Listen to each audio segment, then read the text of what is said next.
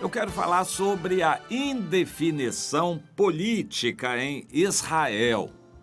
Não há crise política, há uma indefinição. Eleições aconteceram segunda vez, podem acontecer terceira vez, mas pesquisas estão mostrando que se acontecer pela terceira vez não vai mudar em nada a situação. Então, a população israelense, muito conscientizada disto, está pressionando os políticos a conversarem para formar um governo de unidade. Veja você e procure entender esta situação.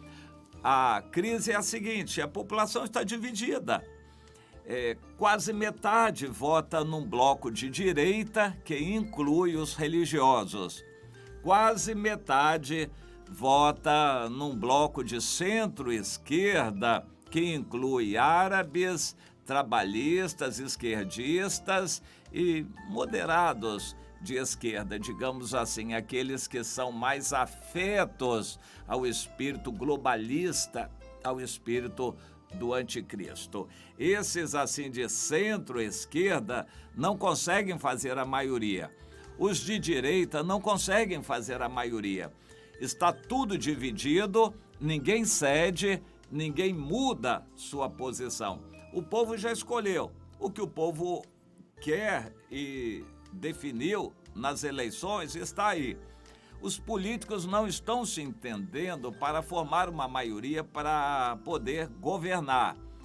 O primeiro-ministro Netanyahu entregou a formação do governo. Ele teve um prazo de 28 dias para formar o governo, não avançou nada, não conseguiu nada, entregou. O presidente Rivlin, o presidente é uma figura bem decorativa num governo parlamentarista. Ele só coordena esse processo. O presidente Rivlin, então, entregou ao general Gantz, que é o líder desse Partido Azul e Branco que lidera essa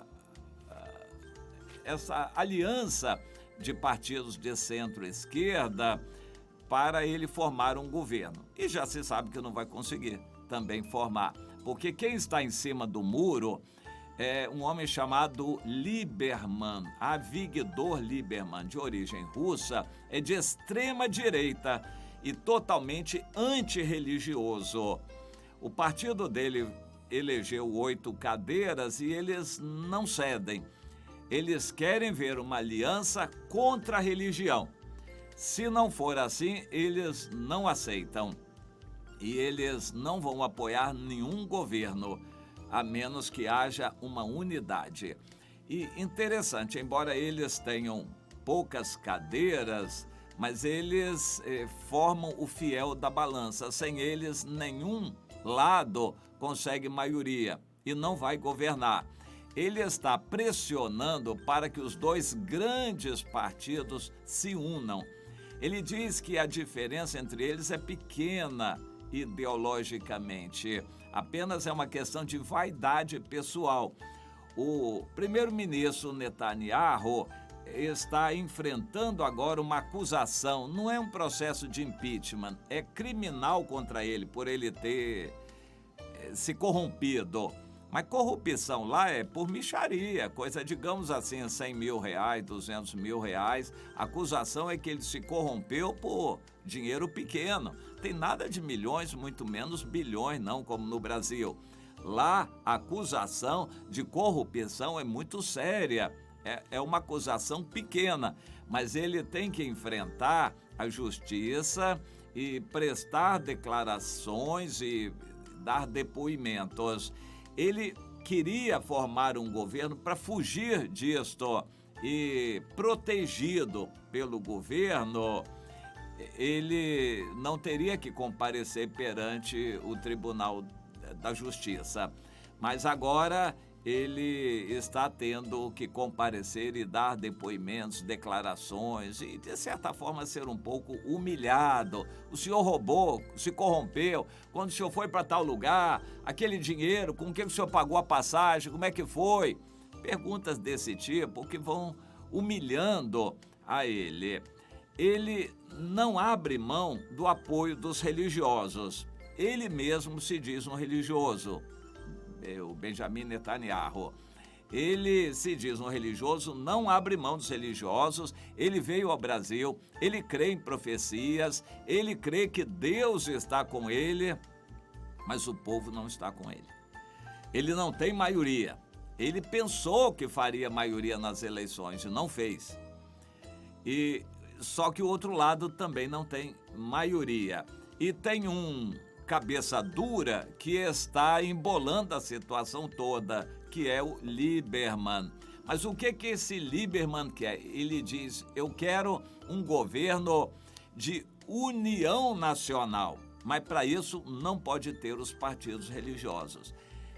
O azul e branco do general Gantz, que agora está formando o governo, tentando formar uma maioria, aceita o Netanyahu, o partido dele, mas não quer os religiosos. O Lieberman não quer os religiosos. A guerra, portanto, é contra os religiosos. Até os árabes se propõem a ajudar. Nunca ajudaram. Os partidos árabes elegeram mais de 10% das cadeiras e também são muito importantes, mas eles nunca ajudaram o governo. Agora ajudam, mas desde que seja contra os outros religiosos judeus. Ou seja, a guerra está contra os religiosos judeus, que fizeram menos cadeiras ainda dessa vez do que em vezes anteriores. Eles estão com pouca admiração da população. Em resumo, a população está dizendo o seguinte: não importa muito se é direita ou centro, esquerda não, porque não cabe para nós aqui em Israel. Mas se é direita ou centro, para nós faz pouca diferença, desde que seja a favor de Israel. Agora, o que nós não queremos é mistura com religião. E o grande assunto em Israel, hoje em dia, é o que é ser judeu. E eles estão conscientes de que há no mundo todo uma conspiração contra os judeus, o que eles chamam de antissemitismo, uma conspiração contra os judeus. Todos eles de Israel estão conscientes disto. Eles querem definir o que é ser judeu, que eles, na maioria, entendem que não é ser religioso.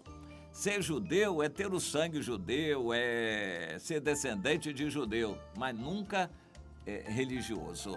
Eles não aceitam o conceito de judeu religioso. Ou seja, eles não querem religião, eles não querem Deus. Afinal de contas, o que Israel quer? Bem, eles também não querem Jesus. Eu vou dar um exemplo para você.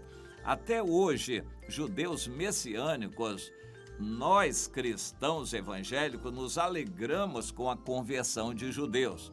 De vez em quando se converte um aqui, outro ali, outro acolá. Até numa reunião já se converteram quase 1000 judeus. Mas ao todo, eles representam cerca de 10 mil, se passar é pouco disso. Isso não é nada numa população de 10 milhões. Você entende? Os judeus messiânicos que aceitam Jesus são muito poucos no país. Eles não querem religião, muito menos Jesus. Eles não querem nem a religião judaica. Os judeus de Israel não querem hoje em dia nem a religião judaica, muito menos Jesus.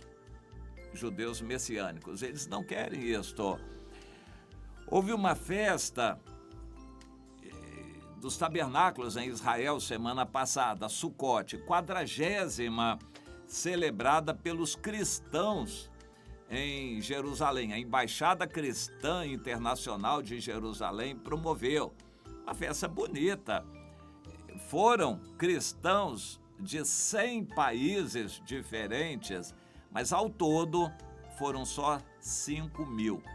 Eu acho que nunca foram tão poucos cristãos numa festa dos tabernáculos. 5 mil é praticamente um auditório grande, cheio. Ao todo, de 100 países do mundo, cristãos que foram a Israel celebrar a festa dos tabernáculos, nunca foi tão pouco. Eu vou repetir, aquilo é maravilhoso. Eu gostaria de estar numa festa daquela. É muito louvor a Deus, é muita alegria espiritual, é bênção, muita bênção de Deus. Eu já estive numa festa dessa dos tabernáculos com alguém lá de Israel, aqui no Canecão, no Rio de Janeiro. Foi algo sublime. Imagine lá em Israel, deve ser uma coisa espiritual maravilhosa. Mas não é o que os judeus querem. Aparentemente, pouquíssimos judeus foram lá, se é que algum judeu foi na festa cristã dos tabernáculos. Os judeus não querem isto. Então, o que é que eles querem? Bem, o que a maioria já está desejando é o seguinte: vamos unir o Likud com azul e branco, os dois maiores partidos, e formar um governo de união nacional, mas sem religião. É isso que a maioria dos judeus está querendo. Quem não quer isto é o Netanyahu, porque ele é religioso e não abre mão do apoio dos religiosos. Ele está apoiando os religiosos, ele diz que isso é de Deus. Mas o povo não quer isto. E então a pressão é muito grande sobre o Netanyahu para ele sair da política, para ele ser condenado na justiça, para ele abrir mão da liderança do partido Likud. A pressão é muito grande para tirar esta ideia religiosa e forçar o partido de direita a se unir com o partido de centro para poderem fazer um governo de Israel sem Deus. Um governo mais alinhado com o restante do mundo, com o espírito do anticristo. Em outras palavras, Israel está mais para o lado do anticristo do que para Deus, muito mais, incomparavelmente mais. Israel está gostando da ideia de paz, eles vão buscar a paz, eles querem acordos internacionais, eles querem buscar a paz, eles não querem Deus, eles querem a paz, e a paz mundana, secular, e eles estão muito mais nessa direção. Israel está mais propenso a aceitar a paz do anticristo, que vai acontecer logo depois do arrebatamento, do que uma guerra a favor de Deus. Então procure entender essa situação para você ver por que Israel vai merecer a grande tribulação. Pense nisto, meu irmão, minha irmã.